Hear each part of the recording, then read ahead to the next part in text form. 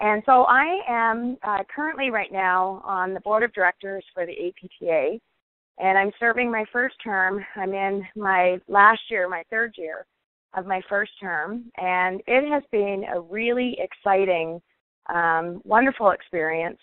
And I think you, Adam, coming to the House of Delegates this year, the more that you can just witness what goes on behind the scenes aggressively in so many different areas. The APTA is working for us, for all of us. And we have an incredible staff that, and I'll share some of, how they're focused and where they're focused. And so we wanted to start the discussion tonight with hot topics in physical therapist practice and then how to stay ahead of the curve. And so I think you already saw the program outline, yes, no, in terms of an overview.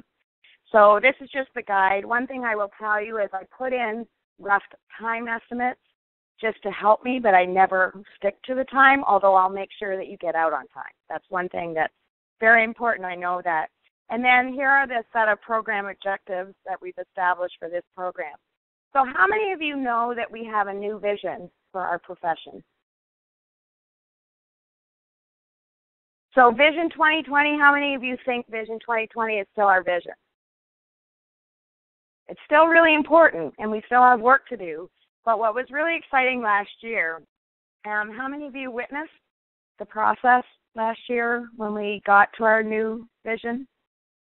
So it was an unbelievable experience, really, to go through the process with the House of Delegates. And the House of Delegates is comprised of all of our different components, our chapters, with their various delegations. And so this is our new vision.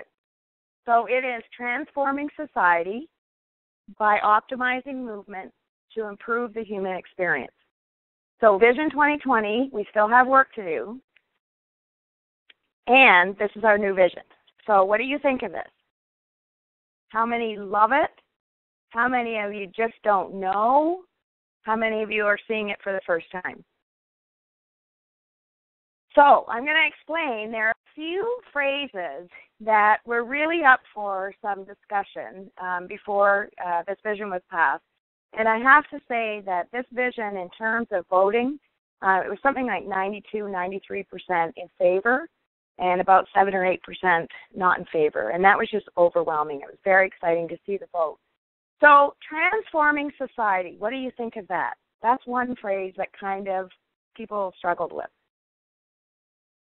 Does that seem exciting or does that seem daunting? What's that? A lot of work. Yep, I agree. Why do you say that?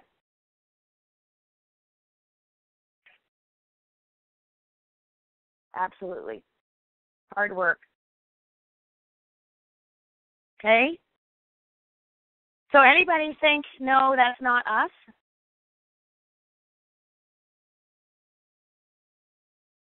Do we need more coffee tonight? So transforming society, how we think. So the discussion was, how could we possibly, that's a lot of work, change a culture? Society, are you kidding me? We are just one provider within a whole cadre of providers that really work for society. So how could we really be that bold to say that we could transform society? And what's really interesting, how many of you know that we got criticized with Vision 2020 because we stated boldly that we wanted to be autonomous practitioners? So as soon as we mentioned that we wanted to be autonomous practitioners, we knew what that meant. But in some cases, we kind of had a failed definition. We weren't able to really influence our own culture to understand what that meant, and we were not able to help others outside of physical therapy understand what that meant. And actually, external stakeholders really thought that we were a little bit self-absorbed and too focused on our own strengths, and how dare we think that we could be the autonomous professional when healthcare requires a lot of people, all hands on deck, if you will.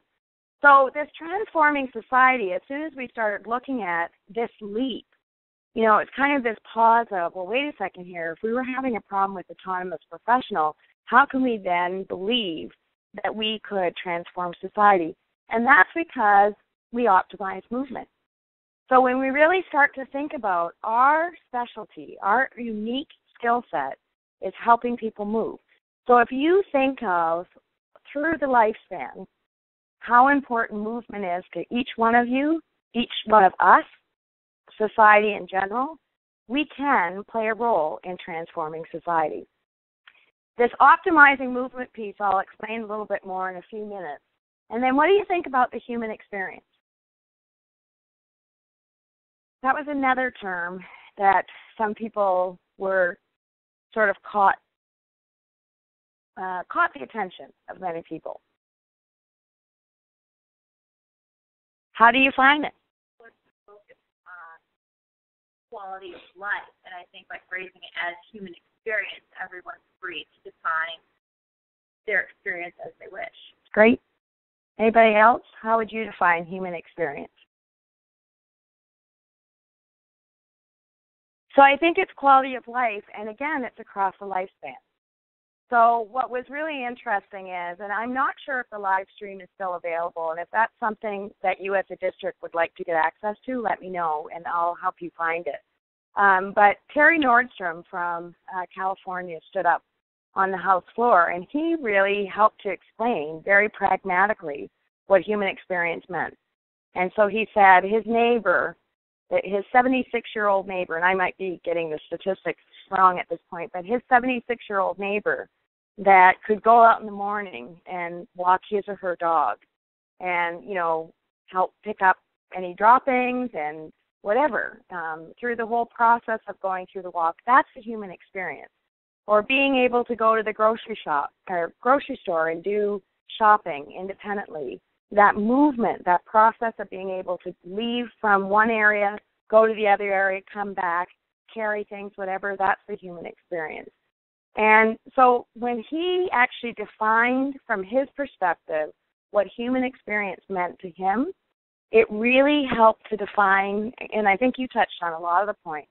No one really argued or questioned that terminology after because it really became pragmatic. We can touch the human experience by optimizing movement, and by doing so, we will transform society. So just like we had the 6 elements, well, we're going to finish really quickly if it does it like that, won't we? So just like we had the 6 elements for the Vision 2020, we have 8 guiding principles to help us achieve Vision 2020. So I just wanted to read through them so you're aware of what they are. And what's really different this time around with our new vision is when we created Vision 2020, we ran with it really hard and fast. And one of the things we learned was that we had to spend a lot of time educating people what our vision meant and what the elements meant. This time what we've done is we've actually intentionally taken a year. So this vision is not informing our strategic plan, which I'll show you in a few minutes. Just yet, we're taking the year to really understand more about our guiding principles and to educate people that we have a new vision. The new vision is coming, and this is what it will mean to us moving forward. So this summer will actually be the first time that we'll be using the new vision and starting to build our strategic plan around that. So the 8 guiding principles are identity, and the reason why I highlighted movement system is we actually have a task force that's working on being very clear about defining what we mean by movement system, because this is really the area that we want to claim as our unique skill set and an area that we can really influence. And so we're making sure that we have a really clear definition of what movement system is. So again, that's part of our education. Certainly quality, that's not a surprise. Collaboration. So this is what's also really interesting, that autonomous professional piece and sort of the criticism that we had. Moving forward, healthcare, if you look at anything that's happening with healthcare reform, the way the systems are being set up, we won't have a choice. We have to figure out how to collaborate. And so collaboration has to be very much a part of our guiding principle. and then value. And I'm going to talk about that a few minutes with our strategic plan. Value is huge. We have to continue to be able to demonstrate our value, and we'll see in a few minutes that that's one of the reasons why APTA has made a very big investment in developing an outcomes registry so that we start collecting our data. Shame on us if we don't do that, because it's very clear we're going to have the data. We have to be able to demonstrate our value. We know we're valuable, but we have to have the data to show that. Oops. Okay. I think we'll have to find another way to click that. So innovation. How many of you have heard a lot of talk around innovation in healthcare and healthcare reform? How many of you are excited about innovation? It's change. So when you mention change, transforming, just that word transforming, it's like, oh my gosh, you're kidding me, because we're already so busy and so tired and we don't have enough time as it is. So innovation and really looking at how we can be creative and proactive. Consumer centricity. So again, if we're thinking of transforming society, we have to think bigger. So yes, we have patients and clients, and we have consumers that don't even know they need us at this particular point in time, and that's part of our role that we have to work with. Access and equity. Access is a big part of the triple aim in healthcare reform. And then certainly advocacy is a big aspect that we are concerned about.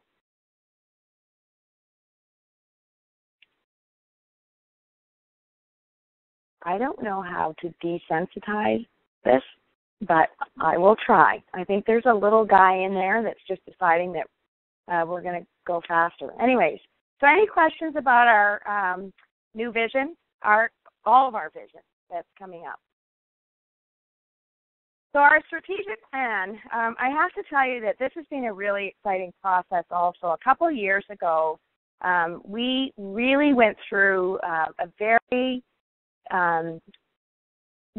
strongly facilitated process. And what we did was we ended up with 4 major goals. And if you know, how many of you have done strategic planning? It's really hard. How many of you have a list of goals that are like this long? Personal, professional, whatever, business, organization, practice. The challenge is it's so easy to make that list of goals. It's really hard to prioritize. Because if you have a list that's this long, sometimes you can touch little goals along the way, but you might not have the impact that you really want to have. And so the board of directors made a very strong decision, and they were very intentional about saying, okay, here are our 4 goals representing our strategic plan. So this year when we went through the strategic planning process, we updated some of the objectives and some of the goals and some of the metrics, but we kept the goals the same for another year. Okay, so do you think I can get this to change just once? Okay, so effectiveness of care. Now I have 2 stars next to this, and goal number 1 and goal number 4 you will see. This year we determined that of the 4 goals, our 2 top priorities are goal 1 and goal 4. And that's not to say that we won't be working on goals 3 and 4. But what we did was we actually looked at, when we were determining our budget for this year, we wanted to figure out how much of our resources, so staff time, our monetary resources, were really lined up with or aligned with our strategic priorities. And so it was a really great process to be able to see that we clearly are making sure that we have the right resources and enough resources on those goals that are our priorities. So effectiveness of care is APTA will better enable physical therapists to consistently use best practice to improve the quality of life of their patients and clients. And again, best practice, we have to help define that. And what's really interesting with this is we've talked a lot about, the unwarranted variation in practice, and we really want to focus on raising the floor. So even though we have, all kinds of ways that we practice, we want to make sure that we're elevating the level of practice so that we become more consistent in terms of how we're delivering care. So goal number 2 is patient and client-centered care across the lifespan. APTA will be the recognized leader in supporting physical therapists in the delivery of patient and client-centered care across the lifespan. And this was really important to acknowledge that we do play a role across the lifespan. I was trying to beat the system. Didn't do it. Okay. Oops. Okay, goal number 3, professional excellence. This used to be professional growth and development, and this year we renamed it to professional excellence. And so it really captures our commitment to lifelong learning. So APTA will empower physical therapists to demonstrate and promote high standards of professional and intellectual excellence. And I colored this goal because we have 4 different board directors on the board that are goal champions for a particular goal, and this is the goal that I'm a goal champion for. So this is an area that I'm really pretty passionate about. So goal number 4, this is again one of our priorities, value and accountability. APTA will be the recognized leader in setting the standards for physical therapist service, delivery, and establishing and promoting the value of physical therapist practice to all stakeholders. So we recognize it's our priority. You know, it's not up to anybody else to determine that. We really have to be the ones driving it. So just a little bit more, I just wanted to give you that we have, under each goal, we have various objectives. And so this one, I think what's really important with this is increase the number of peer-reviewed clinical practice guidelines. How many of you are familiar with PT Now?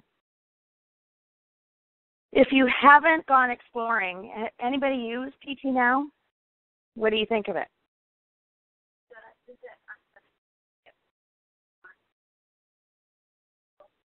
Have you been able to help other folks that you're working with on clinicals to see what's available? Yeah. Yeah, I showed them it, but everyone's forget. Well, that would be one reason. So again, if we perceive value in the PT Now, I have heard actually George Falk is up in Clarkson, and he's being very much involved in the development of PT Now. And from his perspective, he thinks this is worth your membership just unto itself. So if you haven't had a chance to look at it, please do and explore it. So basically, this is one area that we really want to strengthen, again, that concept of raising the floor.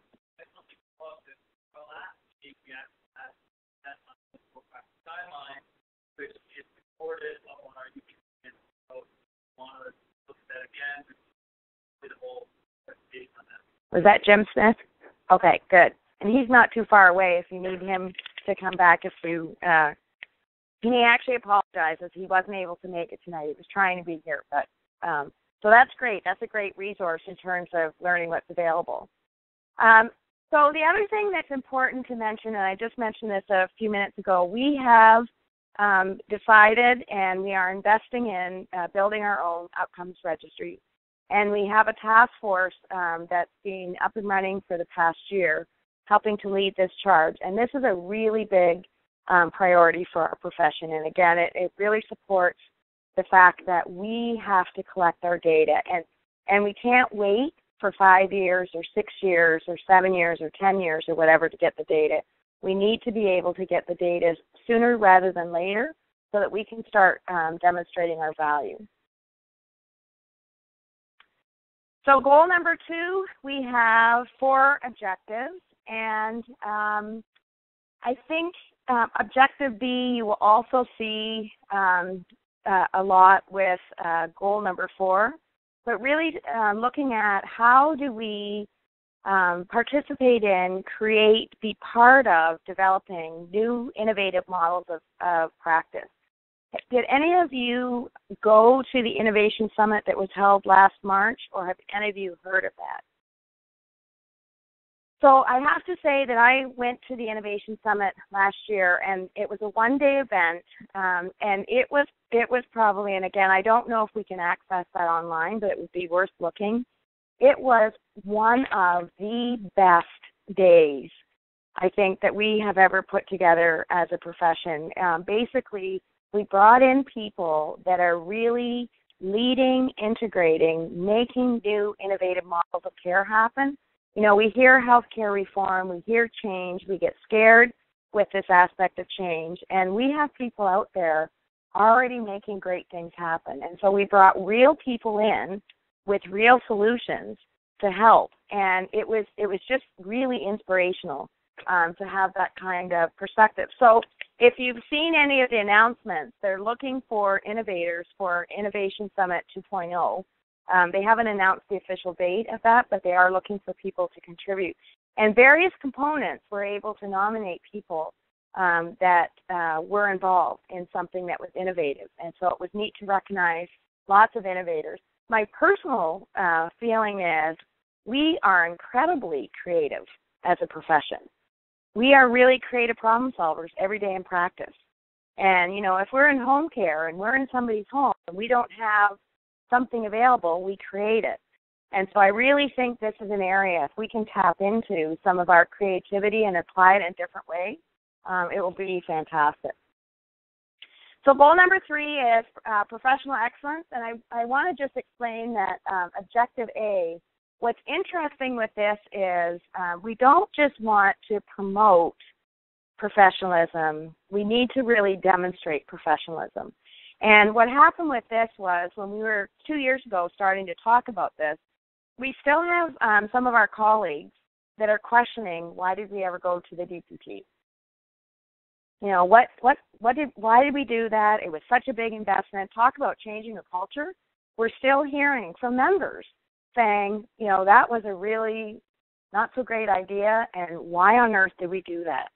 And so what was interesting, part of the discussion, we really had to push ourselves to say, okay, so what do we see? So now that we're moving to a profession at a clinical doctoral level, what do we see? And so we also talked about, well, you know, we have our core values. Okay, so we have a document, but what do we see? What are we demonstrating? And so this is exciting to be able to understand. One of the pieces of work that they'll be doing this year is really understanding what do members value that help them understand how to model and demonstrate professional behaviors. And so that I know that the board certified specialists, ABPTS, the residencies and fellowships, that's certainly valued by lots of our members. And then Objective B, I also want to mention and just highlight again that we are moving interprofessional competencies in education are moving fast and furiously.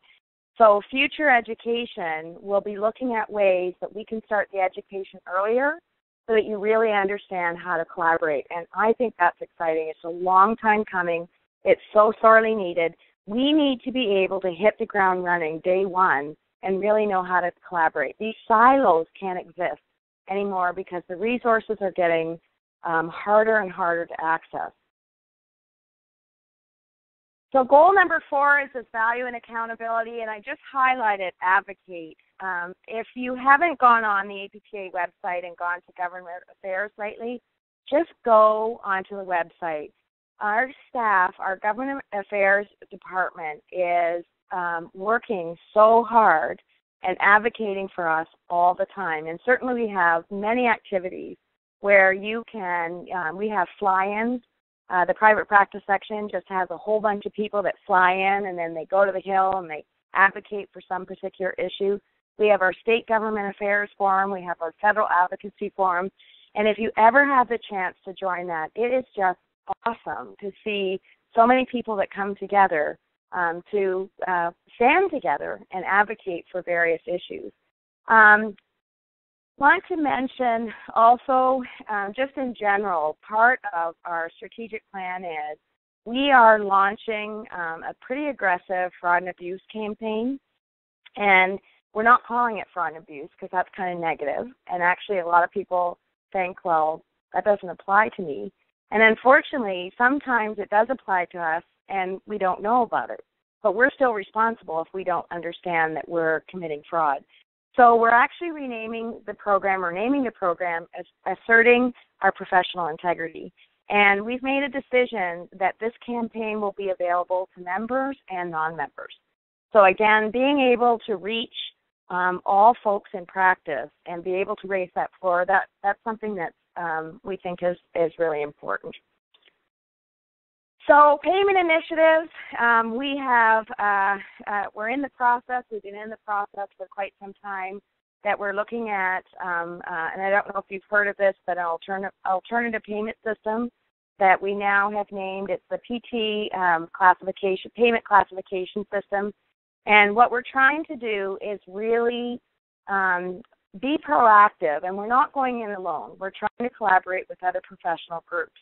But we're trying to go in and try and demonstrate or show that we should be paid more for our clinical thinking skills, our clinical decision-making, and less for some of the routine types of activities where historically, I don't know how many of you practiced in the 80s, we used to be reimbursed a whole bunch of money to do an ultrasound, and not very much money for any kind of evaluation or any kind of therapeutic exercise or whatever. So we've come a long way, but we also want to make sure as healthcare is sort of swirling around us and it's going to become tougher and tougher to look for payment, we have been working on a proactive way to try and facilitate, I guess, the adoption or integration of a new payment system. We're not at any point where anything's being decided. Obviously, these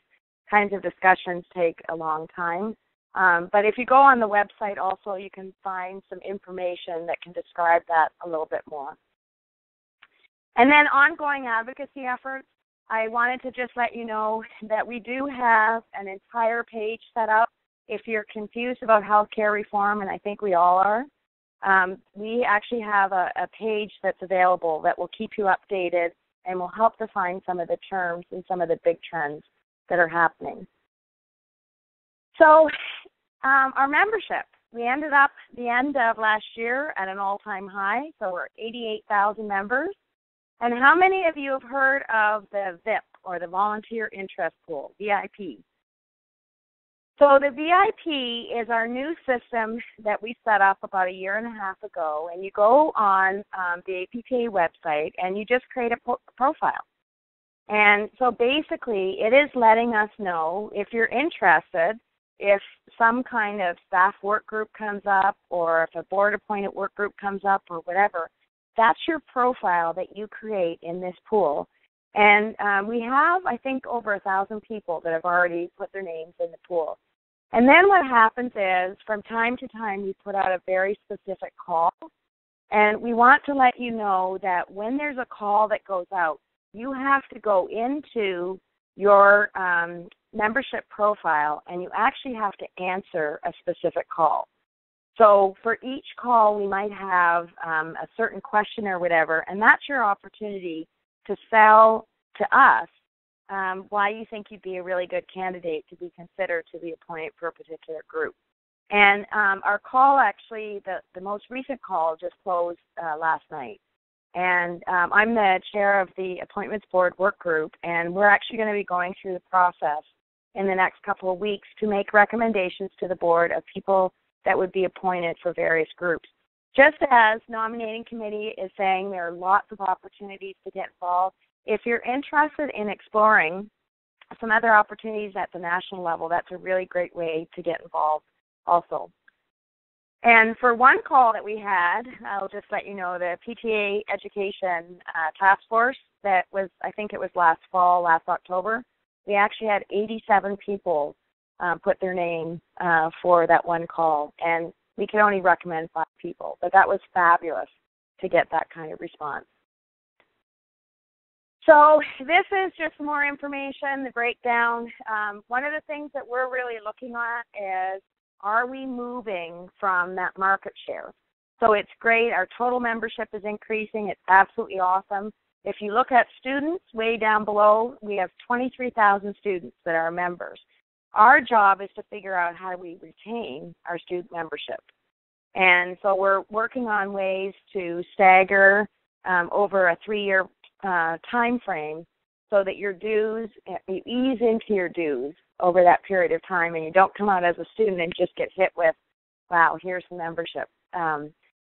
And then if you look at the percentage of PTs, so one of the things that we're looking at is we're hitting around 30% of all PTs nationally that are practicing, and we have to figure out how we can move that percentage, because our strategic plan and fulfilling some of our goals and objectives, we have to make sure that we're reaching more than just 30%.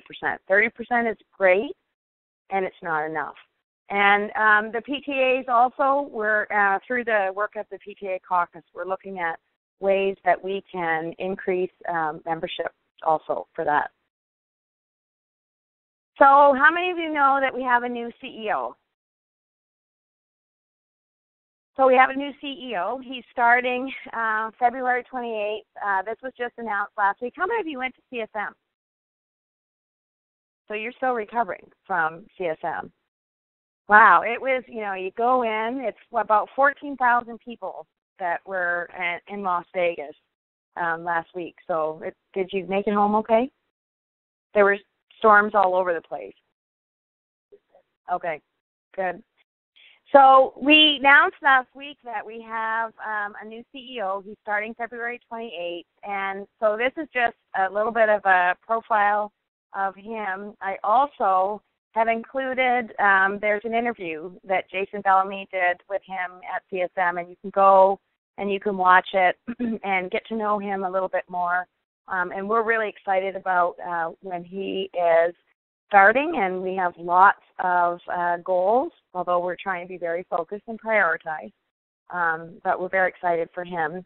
And we really have to acknowledge that Bonnie Pavanelli has been the interim CEO since last June and just done a fantastic job through that period of time. We haven't missed a beat in terms of any of the work that we're still doing. And then here's just a little bit more information about Mike Bowers. So now let's talk about this thing called change. So leading through change, and how do we get unstuck so that we move forward? So people get attached to the status quo even when it's not good for them. How many of you have witnessed this?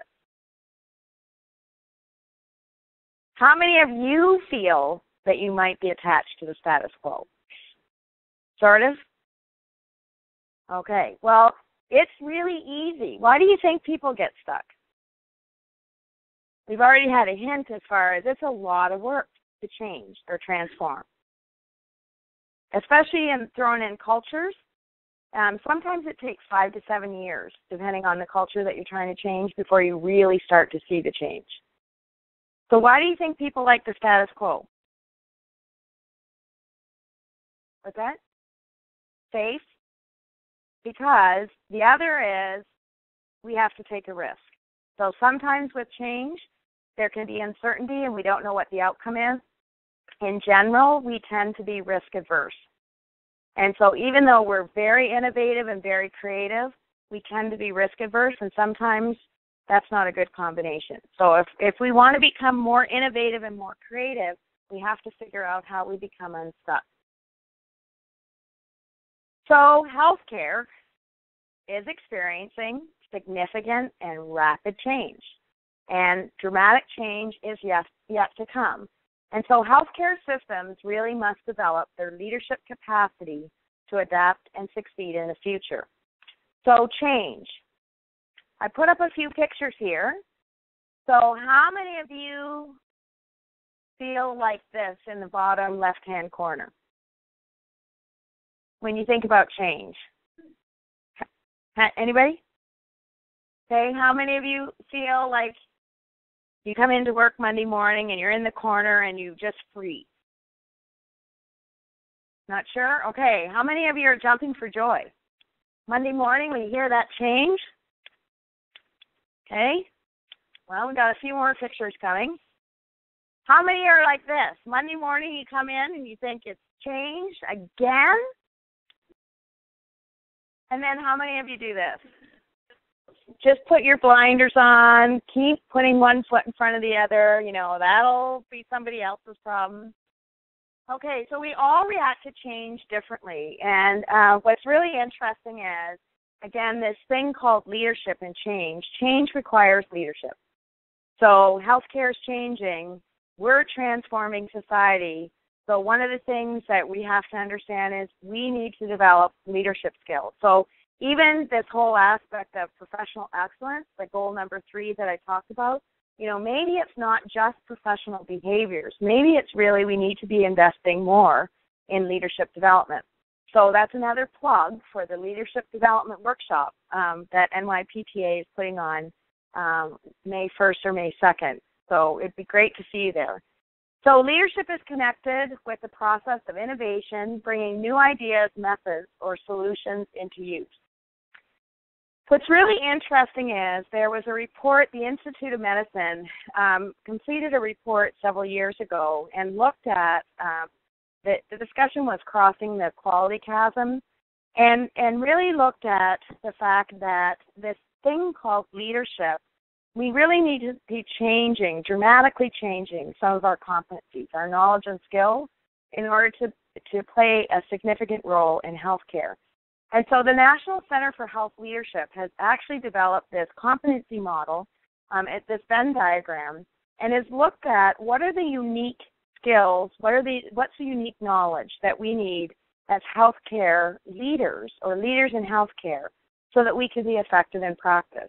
There's a lot of literature. How many of you have had any kind of business background or business degree? So there's a lot of information about, how you build leadership from the business literature standpoint, but leadership development in healthcare is not as well known, and this is an area that's really moving fast and furiously. What's neat with this model is just listen to this definition, and this was created years ago before we created our vision. So they define transformation as visioning, energizing, stimulating a change process that unites communities, patients, clients, and professionals around new models of healthcare and wellness. And so I just have to share that when we were struggling, when some of us were struggling, and rightly so, with this whole concept of transforming society, I really understand the power of transformational leadership. And so that effort, sort of like how can we do this? This is one piece of it, is we really have to pay attention to what do we need to be in terms of being transformational leaders if we're really going to be transforming society. So leadership in physical therapy, where are we? So how many of you have heard of the section on health policy and administration, or the HPA section? I'm going to just keep looking over here because I think you're raising your hand to everything so far. So HPA, have any of you heard of that?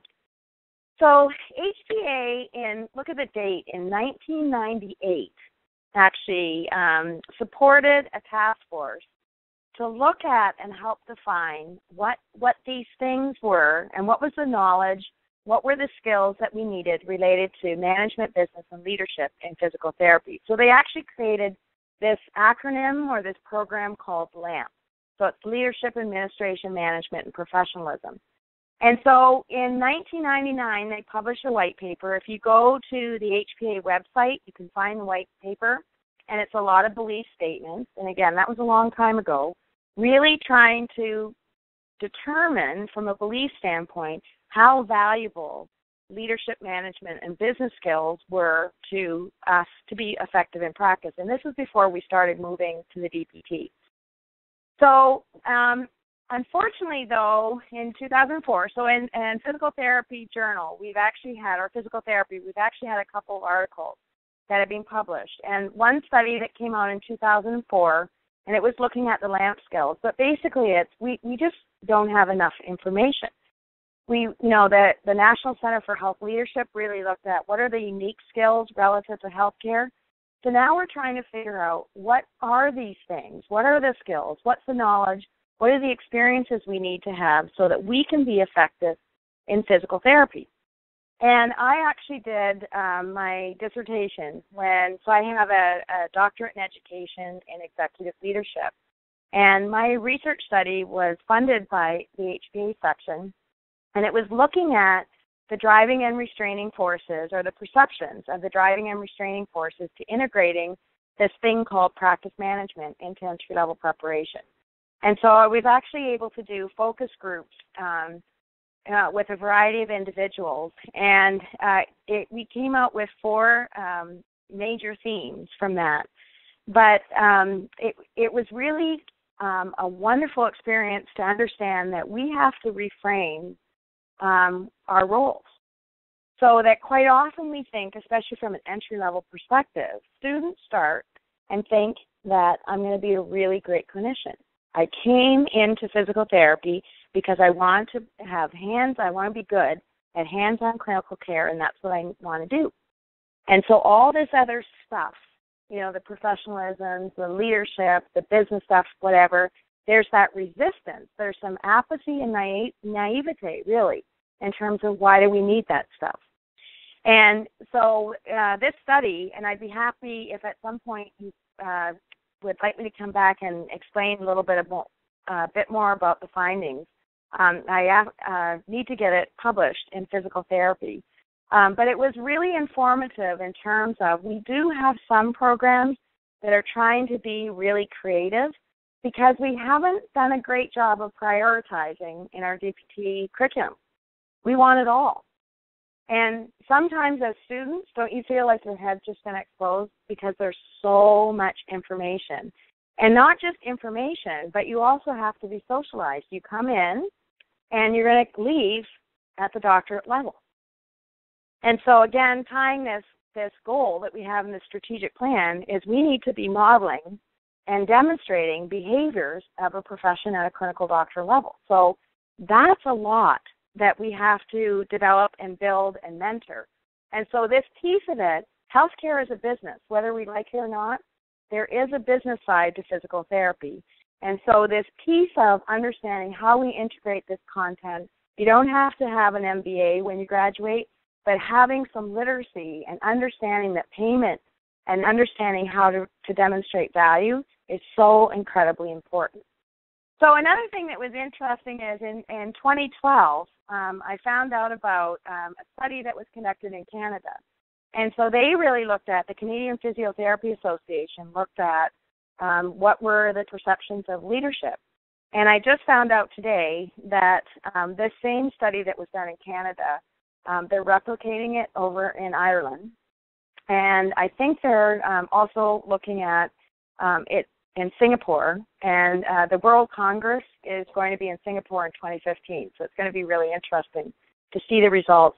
And so we actually decided today that we're going to try and replicate the study in the U.S. because they already have this tool. It seems like it's really well put together. Maybe we have to modify it a bit. But it would be really interesting to understand what are the important leadership, or what are the characteristics of leadership that we find important. And so their evidence showed that communication, professionalism, and credibility, or building those relationships of trust, are incredibly important. So how many of you believe this? Leadership is not management. Management is not leadership. They're two different things. Both are really important. So when we talk about, what are the competencies, what are the skills, so I've been talking more about the leadership aspect, but we also need to be really good at management. So quite simply put, management is sort of that head-down kind of experience. So the head-down is making sure that the day-to-day operations or your day-to-day schedule, or that you see the patients that you're supposed to see, or that you can be productive every single day. That's the management. And so you need to have somebody being able to put out fires, problem solve, sort of keep things on track. And maybe it's not totally status quo, but you need to have some kind of order. You need to have some kind of organization in order to be effective at management. Leadership is just the opposite. Leadership is head up. Leadership is all about how do we look at the future? How do we find those opportunities around the corner?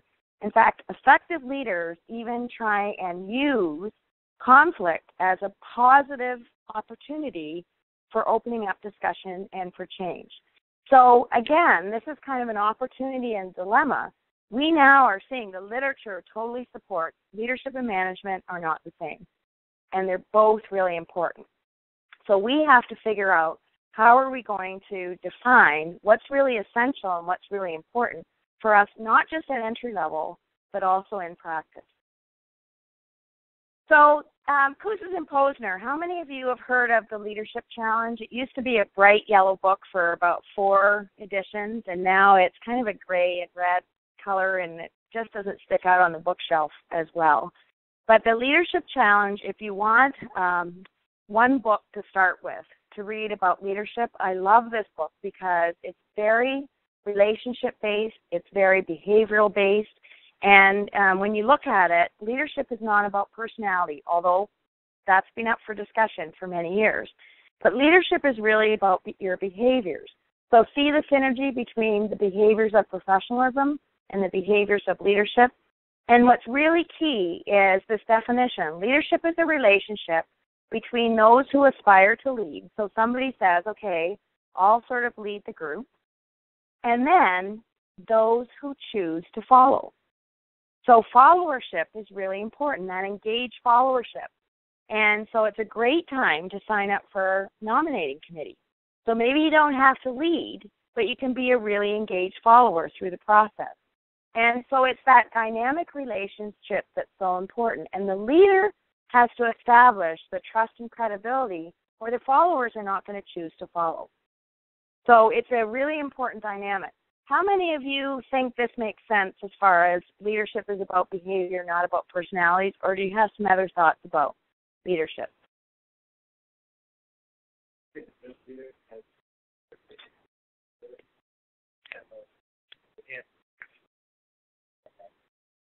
Okay, so did everybody hear that? Because that's a really good point. So if you're building an engaged relationship, having a personality that really cares about people, that communicates with people, that engages with people is definitely a strength. Absolutely. Now, do you have to be an extrovert to have a good personality, or can you be an introvert? So what do I mean by extrovert? So I'm an extrovert, so I love people. So CFM, one of the things is I gain energy. When I'm around people, that's just like, wow, I just love it. An introvert tends to fuel more with that quiet time. And actually, one of our colleagues, we were having dinner with him, and 2 extroverts kind of sandwiched in this really great colleague, and he's an introvert, and he had no place to go. He had 2 of us side by side.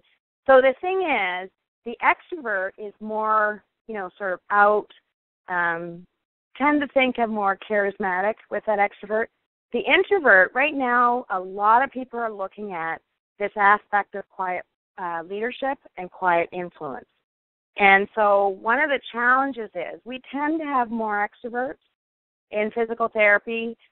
One of our challenges is the extroverts have to be quiet more to allow the introverts to have more opportunities to speak. Introverts like to process before they speak, and if we allow introverts to share their ideas, I have witnessed that when introverts finally get a word in, the ideas that they can come out with are just absolutely fabulous.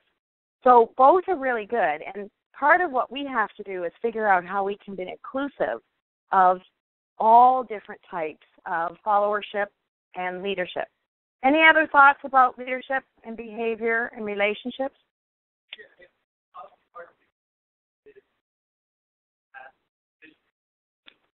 Do you think being kind of good at being good your personality trait, or how would you categorize it? People just are good at being ahead and launched.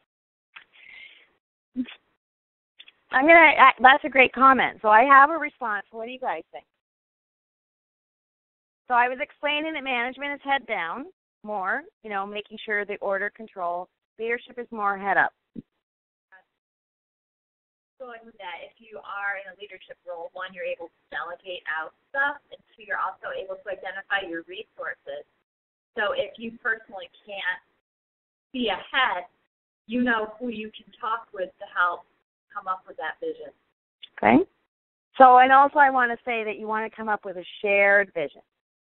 So sometimes we think that the leader is the only one. I have a picture of the slide before of the conductor in front of an orchestra. And so I really like to think of leadership in that way, that you have multiple different instruments and multiple different musicians that are part of the orchestra, but the conductor is the one that brings that all together and makes, this beautiful music or goes after this vision that you want to achieve. So one of the things is the leader doesn't always have to be the only person figuring this out. If you can build that relationship and you can get a wonderful group of engaged followers and you are helping to guide and facilitate that process and you really develop a shared vision and you start to get at the passion, and we're going to talk about that towards the end of this, that is your fuel that you need in order to drive some of your change. The other thing I would say is the leader does have to be inspirational. And so the leader has to come in with some energy and some passion. And they do have to display that. Because if I came in right now and I didn't have any passion or didn't have any excitement, I think all you guys would be asleep by now. Is that right? So I can tell you that sometimes, it's that fueling that I know that my job is, and so that's part of the modeling of the behaviors, that when you're the leader and your role is to really spark that opportunity or that conversation for the shared vision, you have to come in with some excitement and some passion. Okay, so other thoughts? Comments? Okay. So the first person that you lead is you. And I work with a lot of our components, and it's really easy to immediately go to that leading others, and it's really easy to go to the finger point, to say, well, they just won't. And so even, again, this is an opportunity as a district. The first person that you lead is you. And so holding up that mirror to really become more self-aware and work on modeling your behaviors and getting to know what your passions and your strengths are and what you can contribute and whether you want to be that awesome engaged follower, which is great leadership unto itself, or whether you really aspire for some other kind of leadership role, maybe at the district level, maybe at the chapter level, maybe in one of the sections, maybe in your community, and maybe at the national level. But it has to start with you. So this thing called resistance to change, how many of you think there's resistance to change? Absolutely. So here are 50 reasons not to change. Why don't you take a few moments in just small groups, just rattle off what resistance? Why do you think people don't like to change? So just turn around, make a small group, take a couple seconds. And you can talk about yourself too. We've talked about, the safety. We don't like to be risky.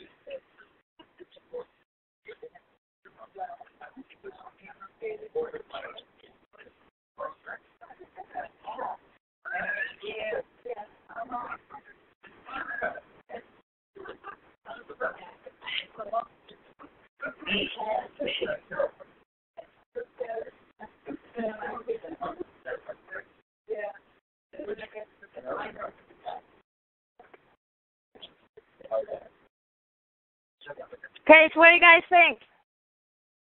What are some ways that people resist? Were you able to come up with a whole bunch?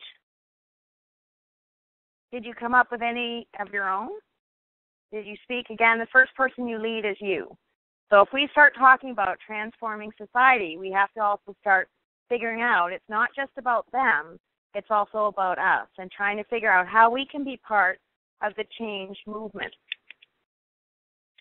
So leading change, I don't know how many of you have heard of this resource, but John Cotter is an expert at leading change, and I haven't switched over to Kindle yet, and actually when I travel, I've had many times when I've gone to the airport and I put my bag on the scale, and you're only allowed to have 50 pounds, and I think I was over the limit by about 12 pounds or 20 pounds or whatever, and so right then, and it's $100 extra, so it's $25 plus $100 for this excess baggage. And so I unzipped my bag and I pulled out all my books and put the bag back on. I was fine. I went to the store in the airport and bought a little tote bag, and I was able to carry my books that way. But I know it would be much better to switch to Kindle because it wouldn't cause problems, but it's not as dramatic, right? Isn't it more fun to be able to look at a real book? So John Cotter has talked about why transformations fail. And I think it's really important as we start looking into how we're going to transform society, we have to understand some of the literature about how can we make transformation successful. So let's flip this around and say, so an error is not establishing great enough urgency, a sense of urgency. So in order to make our transformation successful, we have to create a sense of urgency. And so that's part of that passion, and that's part of that inspiration, and that's part of that building that shared vision or the common ground. And healthcare, we need to reform healthcare. We've got some big issues. And, we're trying to cut down on healthcare costs. Well, we have an obese society. Unfortunately, we have a society that's heavier than it should be. And that we also have this looming black cloud over us that we have a potential epidemic of type 2 diabetes. So what's going to happen to our healthcare costs if that starts to happen? So what's our role? Well, we help to optimize movement. So how does movement impact obesity or being overweight and type 2 diabetes? So part of that is we have to start figuring out what are some of these new, unique, different roles or roles that we're currently assuming, and how do we do it bigger and better and demonstrate the value. So not creating a powerful enough guiding coalition, so we have to create a powerful guiding coalition. And so that's one reason to belong to APTA. We need all hands on deck. We absolutely can't do this alone. Each individual member in a community or an organization, we just won't have the voice. So that we really need to keep growing our membership. We need you, if you are a member right now, to stay a member. And if you have an opportunity to rub elbows with individuals who are not members, build that relationship and try and help them see that there is a value and that we need their voice to be heard also. So lacking a vision, so we have a vision. We have a really awesome vision. And so we've got to rally behind that vision. And then under communicating the vision by factor of 10, so we've got to communicate it, communicate it, communicate it, and communicate it. And so that's why also we took this year to make sure that we spent some time to educate our members. Not removing obstacles to the new vision. So in other words, we have to figure out how to remove obstacles. So we have to guesstimate what obstacles are we going to run up against and how do we move through those. And then not systematically planning and creating for short-term wins. We have to celebrate. I don't know how many of you in your organizations, you're working really, really, really, really hard all the time. So how many of you take time just for that high five way to go, we're really doing a great job? Because in so many ways we are, but there's just more to do and more to do and more to do. And so we have to make sure that we celebrate. And even we need to be celebrating the fact that Vision 2020 was awesome. It was incredibly visionary, and it has moved us in ways that we would never have moved if we didn't have that vision. So now we've got to get really excited that our new vision will help to move us in a new direction. So the bottom line is innovation. It doesn't matter where you start as long as you start. So here's another resource.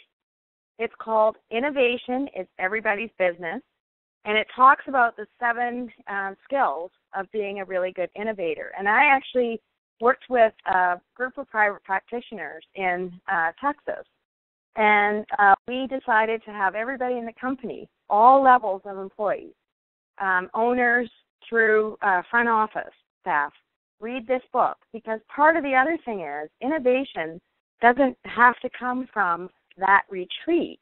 You can be finding innovative things happening at all levels, and we just have to recognize that, celebrate it, and then bring it into how we're doing our business. So innovation is a continuum. You have to think about how the world is evolving and transforming, and then you have to think about, are you part of that continuum? So let's talk about, this is one tool from self-assessment. Again, the first person you lead is you. So are you an adapter or an innovator? So the Curtin Adaptation Inventory defines along this continuum that there are adapters who like to do things better. So you like to take an idea that already exists and you like to improve them. You are more cautious, you're more practical, and you use sort of the standard methodology to make changes. And you really like that incremental innovation. On the other end of the continuum, we have innovators who do things differently. So they prefer to find new ideas by sometimes overturning concepts. And I don't know if you saw, Leslie Portney just talked about that we need to have disruptive innovation in education. And so that's way off on the continuum as far as our innovation. And so innovators really like to challenge the process. And sometimes they really go for that big bang or that radical kind of innovation. So where are you? So how many of you tend to be more comfortable as an adapter? Okay. How many of you are on the other end of the continuum, you'd like to be more of the innovator? Okay, and how many of you are sort of in between? It depends.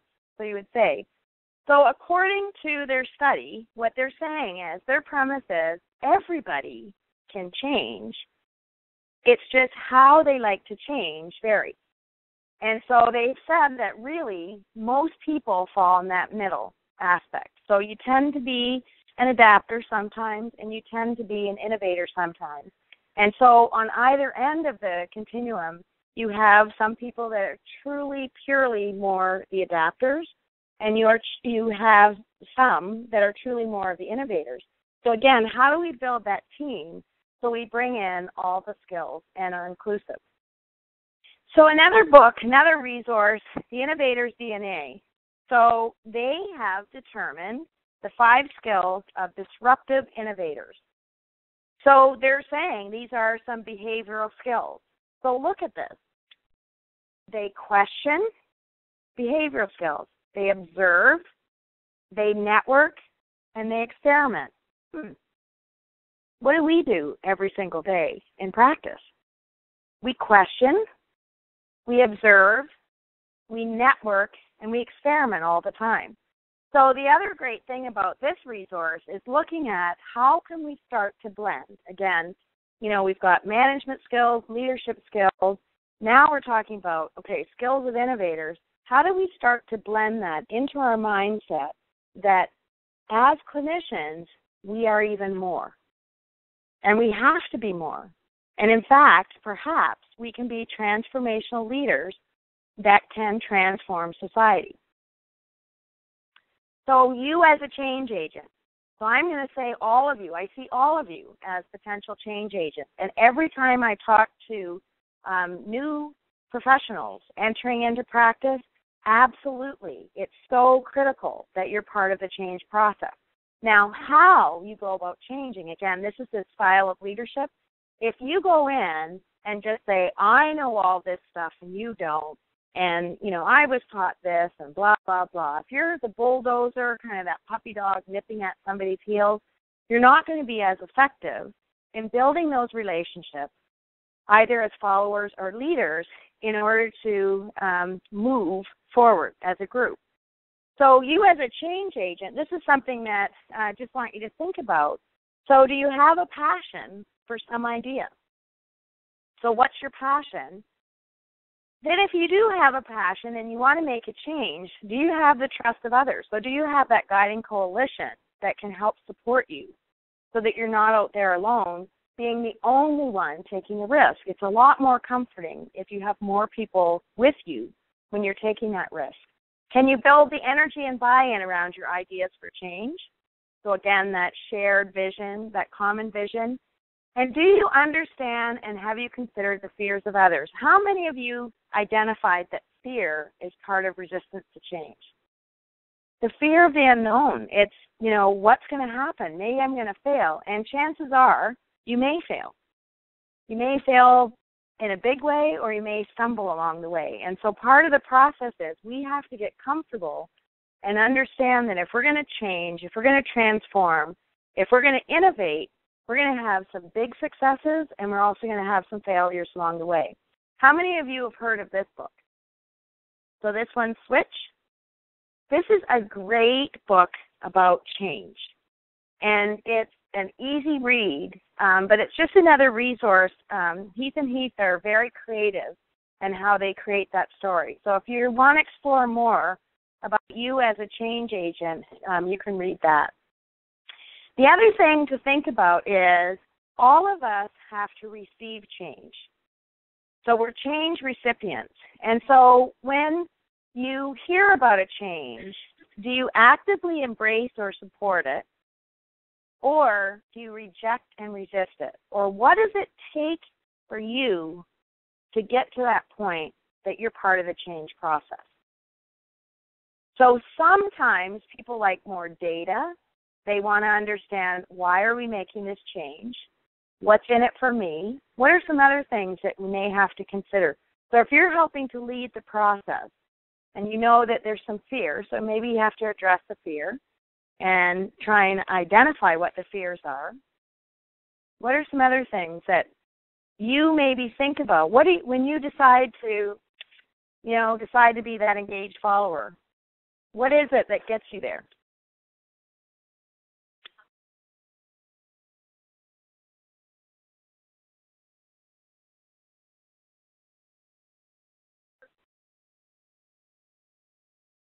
So it's huge. So if we're going to transform society, if we're going to rally behind this vision, so we already have the reaction. Holy cow, I'm already busy enough in practice. I'm already expected to do this. My documentation expectations are this. Now we're changing our electronic medical record system, and the health system is changing to an ACO, and I don't know what that means to practice. I mean, it's just change upon change upon change. And so we have to figure out, even from a membership standpoint, it's the cost benefit. What's that value that we can get at? Other thoughts?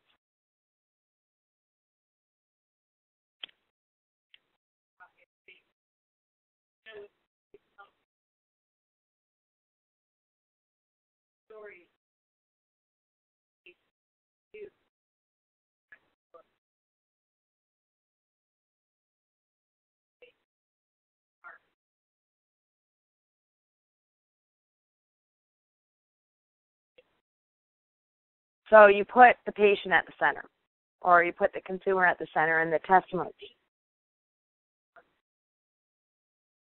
Absolutely. The heart and the soul of what we do. So, the language of leadership is all about telling authentic stories. And so this is another thing that we have to figure out. It can't be us going to Capitol Hill saying, we want more money.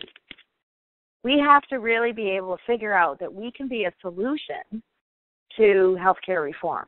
And so trying to leverage some of those patient stories and the patient testimonies and the impact that we have on society is really important, and we're there to help guide the process.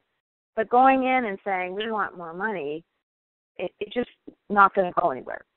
Ultimately, what we're hoping to do is preserve that we get paid for what we do, and hopefully that we get paid for our critical thinking skills and our clinical judgment. Other thoughts about making a decision to join in?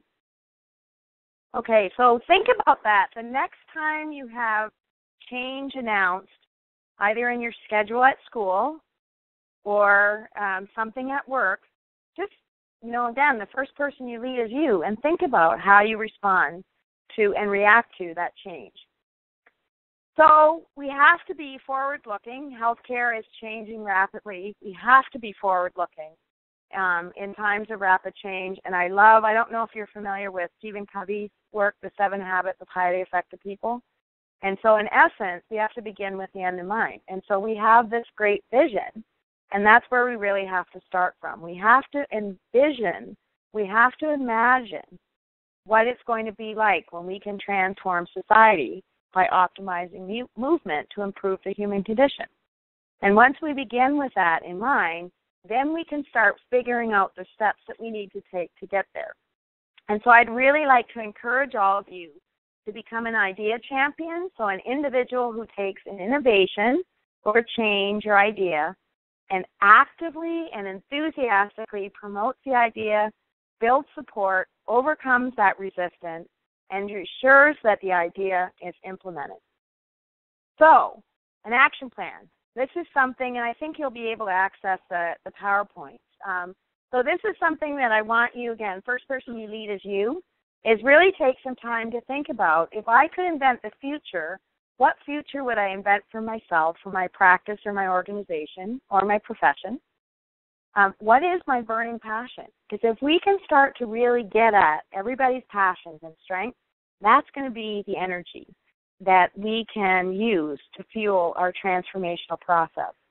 What work do I find absorbing, enthralling, and that energizes me? I mean, how many times do we sit down? And I have to tell you that I really love to invent, and I love to create, and I can make things happen multiple times, replicate it.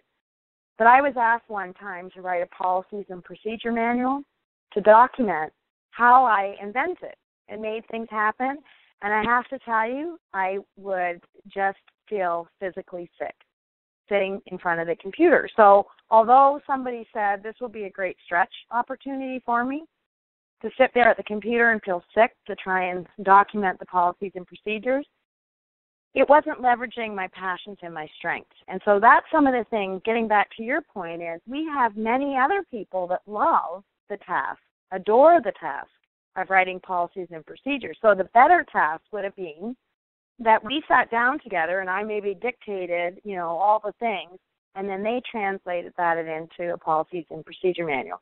So when we're thinking about leveraging our talent and our resources, we really have to try and get at people's passions and people's strengths. And if we can acknowledge that and include that, that's going to be really awesome.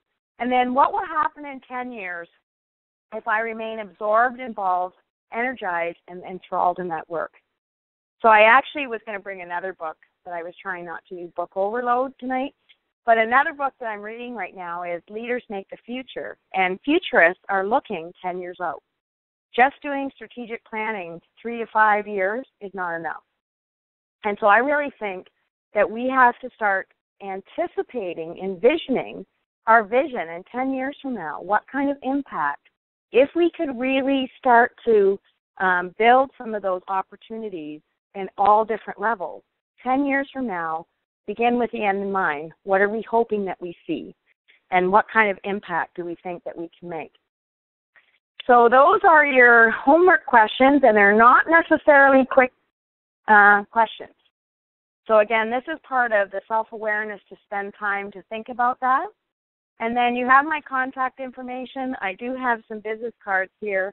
I also, if you haven't seen it, here's the strategic plan for NYPTA, if you wanted to see what that is. And then are there any general questions? And we have 5 minutes. I told you I wouldn't get us out past 8. Any questions, comments? Does this make sense? Not make sense? Does it get you excited? Hopeful?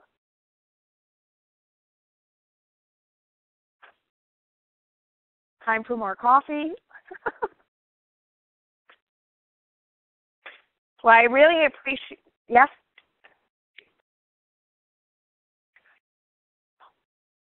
But elaborate on that, like what specialists in that model, or what is the So that's a really good question. So we're really trying to approach it from, I guess, different levels. So one of the big challenges that we have is, this whole copay situation that currently we're seeing as specialists. And so if we're seeing people more frequently than typically a specialist sees, the burden on the patients are really high, from either the high deductible health plans or from the copay. So I would say that is one aspect of trying to figure that out, being, to advocate this primary care professional versus the specialist. Another part of that is that we now have direct access in all 50 states. Indiana was our last state, and they got direct access legally. But we're not utilizing direct access as much as what we could. So if we could start to try and get more of this primary care position and to really use direct access, and some of our colleagues are doing cash pay kinds of situations.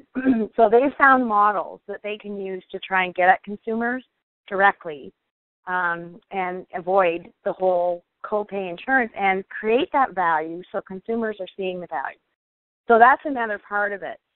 The payment model that we're talking about is another piece. So basically what we're trying to look at is if you have somebody that is more severe, maybe has more comorbidities, and they might need a different level of care, then that should be a different payment structure that somebody that's coming in that is not as involved or complex, and so less money put towards that, more money put towards the other, but overall trying to really support payment for our services that we're using our clinical judgment skills. So there are a lot of thinking skills. So there are a lot of different pieces that come at that. And again, from an advocacy standpoint, we're working at it from many different angles. We just had a study that came out showing that direct access, one of the fears is direct access will increase the cost of care.